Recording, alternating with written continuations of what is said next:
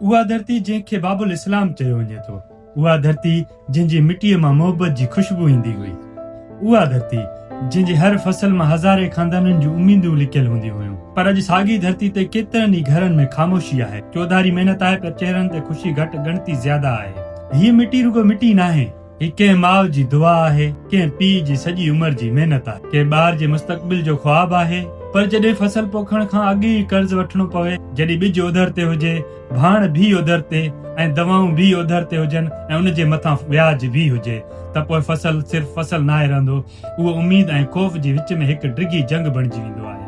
कॾहिं आसमान बरसाति नथो ॾे त कॾहिं वरी एतिरी ॾे थो जो सॼे साल जी महिनत पाणी में वही थी वञे। कॾहिं पाणी नथो मिले, कॾहिं बीमारियूं फसल खे खाई वञनि थियूं, ऐं जॾहिं सभु कुझु बची भी वञे त मंडी जा अघ दिलि टोड़े छॾनि था।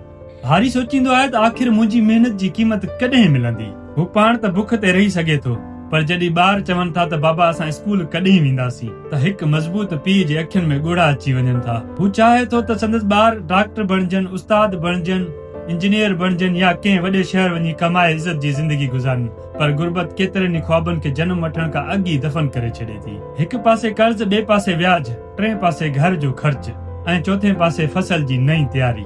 कर्ज़ ख़तम थियण बदिरां वधंदो थो वञे। केतिरनि लाइ कर्ज़ सिर्फ़ हिकु अंग नाहे, उहो हर राति जी बेचैनी आहे, हर सुबुह जी ॻणती आहे ऐं हर ॾींहं जी नई आज़माइश आहे। पर पोइ बि हीउ यारी सुबुह जो सवेर उथे थो, नमाज़ पढ़े थो ऐं वरी साॻी ज़मीन ॾांहुं हलियो थो वञे। छो? छाकाणि त हिन खे ख़बर आहे जेकॾहिं हू पोख न कंदो त लखे माण्हुनि जी मानी ख़तरे में पइजी वेंदी। सिंध जो हारी सिर्फ़ पंहिंजे ख़ानदान लाइ नथो जीए, सॼे समाज लाइ जीए थो। हू हर घर जी मानी में पंहिंजो पघर मिलाए थो, पर अफ़सोस घणा माण्हू मानी त खाइनि था, पर उन मानी पोयां लिकियल महिनत खे विसारे वेहनि था। पर हर कहाणी जे पोयां हिकु पासो ॿियो भी हूंदो आहे। जॾहिं माण्हू गॾु थियनि था, जॾहिं हिक ॿिए जी मदद कनि था, जॾहिं महिनत जी इज़त कई वञे थी, जॾहिं इल्मु, इंसाफ़, ईमानदारी सां कमु कयो वञे थो, त तब्दीली मुमकिन थी सघे थी।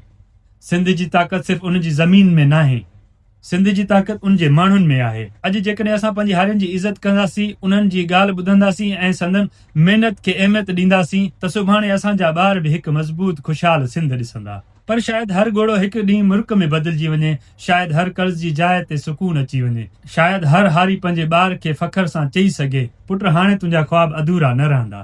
दोस्तो, हीअ वीडियो कंहिंसां नफ़रत लाइ नाहे, हीअ उन्हनि माण्हुनि लाइ आहे जेके ख़ामोशी सां महिनत कनि था।